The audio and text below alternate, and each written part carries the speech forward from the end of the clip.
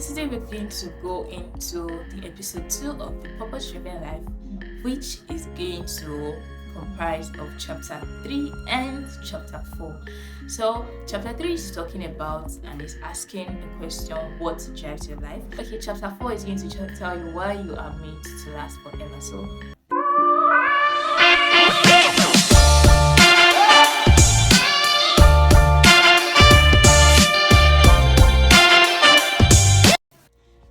I'm Siska and you're welcome back to Siska's World. So today is episode 2 of the Purpose Driven Life. We're going to be discussing chapter 3 and chapter 4, like I said. So chapter 3 is asking the question, what drives your life? What is the driving force of your life? But first of all, what is drive? Most dictionaries define drive to be to guide something, to be in control of something, or to direct something. So what drives your life? What is directing your life? What is in control of your life? What is guiding your life? You get the point now. So like every other chapter, the chapter begins with a Bible verse, and the Bible verse for this chapter is gotten from Ecclesiastes 4 verse 4, and it says, I observed that the basic motive for success is the driving force of envy and jealousy. Most successful people have a lot of people that are jealous of them, a lot of people that are envious of them. That is one thing to be successful. Okay, everyone's life is driven by something. Everyone's life is absolutely driven by something. It's either you're driven by fear, or you're driven by a goal, or you're driven by anger, or maybe hurt, or a lot of things, emotions, a lot of things can drive a man's life. But Requiring highlighted 5 common things that can drive a man's life. Let me point it out. He said many people are driven by guilt. And guilt-driven people are manipulated by memories. Many people are driven by guilt. You keep on remembering things that you did in the past, and you dwell in it, you bring it up, you keep on reminiscing on it. You did this, you're hurting yourself, you don't want to let go, and that is absolutely very, very unhealthy. It's not a healthy thing to do. They often unconsciously punish themselves by sabotaging their own success. Guilt-driven people are always in their emotions. They are always frustrated. And we are products of our past and not prisoners of it. So you don't have to beat yourself up every time that you did this. Forgive yourself. Let yourself go. Let those hurts, let those guilt, let those regrets go. But you learn from it. You move on to life. Many people are driven by resentment and anger. They hold on to hurt and never get over them. Many people are driven by anger. Someone did something to you and you don't want to ever forget it. Like you want to dwell in it. That's it. This person did this to me. I'm going to dwell in it. I'm going to live. I'm going to die in it. That is very bad. Because most times when someone offends you, the person might not really take it that serious. So unless you go to the person and talk to the person, this is what you did, you just end up hurting yourself, bringing so much pain upon yourself, because that person might not even know that this is what they did. So you end up hurting yourself more. Like me, what I do normally when I'm upset with someone, when I'm very, very, very angry at someone, what I do, if I can't tell you to your face, or I don't want to talk to you at all, what I do, I just pen it down. Once I do that, get my journal and pen it down. And once I do that, forget it. That's the end. I'm not thinking about it again. Like that is the end of the situation, the end of everything. Like I've forgotten about it.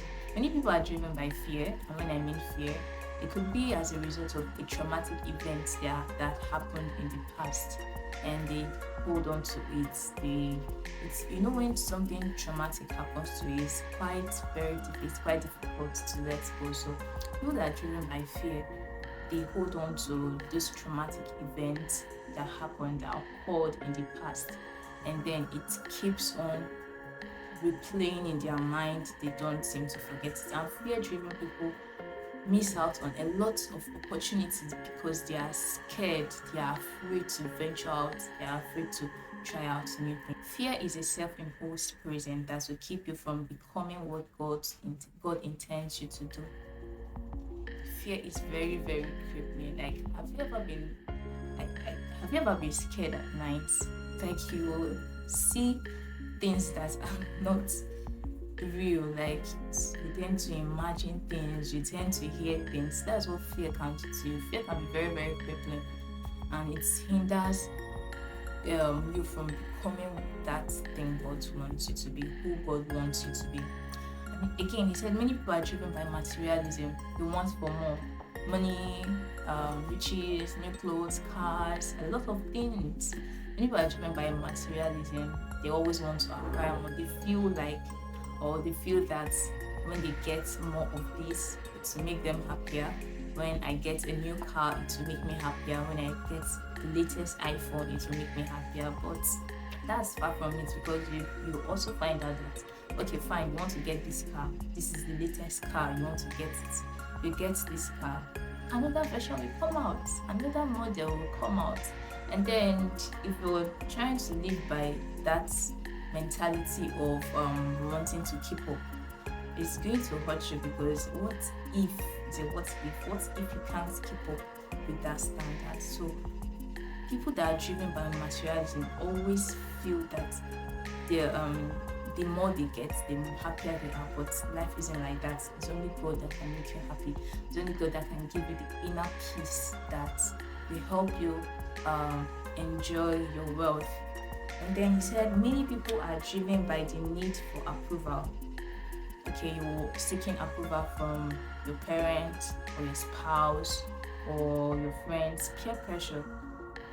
You want to do something, but you can't do it because you lack the approval that you need.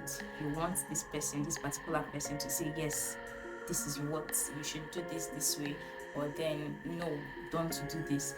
And people that are always seeking for approval, they always lag behind, because you're supposed to be growing, but because you want this particular person to approve of what you need or approve of what you're doing, and that person doesn't approve of it, it keeps dragging you back.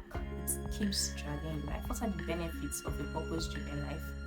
The benefits of a purpose-driven life says knowing your purpose gives meaning to your life. Knowing your purpose gives meaning to your life. Of course, we've discussed before that without a clear purpose, if you don't know your purpose, then there is no meaning to life. Knowing your purpose simplifies your life. It helps you to know on what particular thing you're supposed to be doing at. It helps you to arrange your life. It helps you to plan your life. Without a clear purpose, you have no foundation on which you base decisions, allocate your time, and use your resources. If you don't have a clear purpose, if your purpose of a thing is not clear, you're doing something and there is no clear purpose, you end up wasting your time, you end up wasting resources, you end up wasting a lot of things that you should have used to do something meaningful. Okay, knowing your purpose focuses your life. If you know your purpose, you know this is what I'm supposed to be doing. You have focus in life. It eliminates distractions. There's nothing distracting you. This is what you want. This is what you know you're going for, so you go for it. Knowing your purpose motivates your life. When you know your purpose, when you know the purpose of something you're doing, when you know your purpose in life, it gives you motivation to actually do that thing. This is what I want to do. This is a goal I'm going for. I want to achieve this by the end of the year. It's a goal. You work towards it. It motivates you. When you think of the end result of that particular thing you're doing, it motivates you to keep going. Knowing your purpose prepares you for eternity. Yes, when you know the purpose God has for you, reason why God has called you, it prepares you for eternity. It makes you to be aware that, okay, after now, there is another life. After now, it's not just about living now. It's not just about living now. It's about after now, what else? After life on earth here, what else? So when you know your purpose, when you know the reason God has called you, it prepares you for greater things. It prepares you for eternity. It helps you to know exactly what you're doing. It helps you to sieve out the right from the wrong. It helps you to know what is right to do in the heavenly place. So knowing your purpose prepares you, because at the end, when we meet with God, He's going to ask us, what did you do with my son? What did you do with the talents I gave you? What did you do with my son? What did you do with Jesus Christ while you're on earth? Did you accept Him as your Lord and personal Savior? Did you toss Him one side and say you don't need Him, you can do all things by yourself? He's going to ask you, what did you do with the talents He has given you? God gave you particular and specific talents that you're supposed to use to achieve that purpose which He has called you for. So He's going to question you. You're going to be accountable to God on that last day, on that particular day, faithfully. You're going to explain, give details of you are going to give account of every single thing you did on earth. So going to ponder in this chapter 3 is living on purpose is the path to peace. Living on purpose. When you know your purpose, you have peace. Like it gives you inner peace, which the Holy Spirit will give. The verse to remember from this chapter is getting from Isaiah 26 verse 3. It's gotten from Isaiah 26 verse 3, and it says, "You, Lord, give perfect peace to those who keep their purpose firm and put their trust in you." So when you know the purpose God has called you for, and you hold on to it and you focus on it, God gives you peace. He gives you everything you need in pursuit of that purpose. So what is the question? What would my question to consider? What would my family and friends say is the driving force of my life? Remember, we're still talking about driving force. What is the driving force of your life? So what would my family and friends say is the driving force of my life? And what do I want it to be? I would say the driving force of my life is that I want to be better. I don't want to remain at the same point that I was yesterday. I want to be a better person every single day. I want to get to love every single day. I want to get to appreciate people around me. Like, love is the driving force of my life. Correct. Okay, that's that for chapter 3. Please don't forget to hit the subscribe button, turn on the notification, push your and give the video a thumbs up. Let's move over to chapter 4. So what is chapter 4 saying? Like I said, chapter 4 says we are made to last forever. So chapter 4 is made to last forever. And the Bible highlight for this chapter is taken from Ecclesiastes chapter 3 verse 11, and it says, God has planted eternity in the human heart. This life is not all there is. The life on earth is just the dress rehearsal before the real production.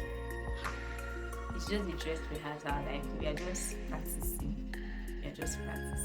But the only thing now is with this our practice is that we have the real, we have the real power to choose whether to be on the right team, which is the life team, or to be on the death team, whether to live for Christ or to die, whether to live as a good Christian, whether to live for Christ or to lose our soul for eternity. So that is the real power God has given to us.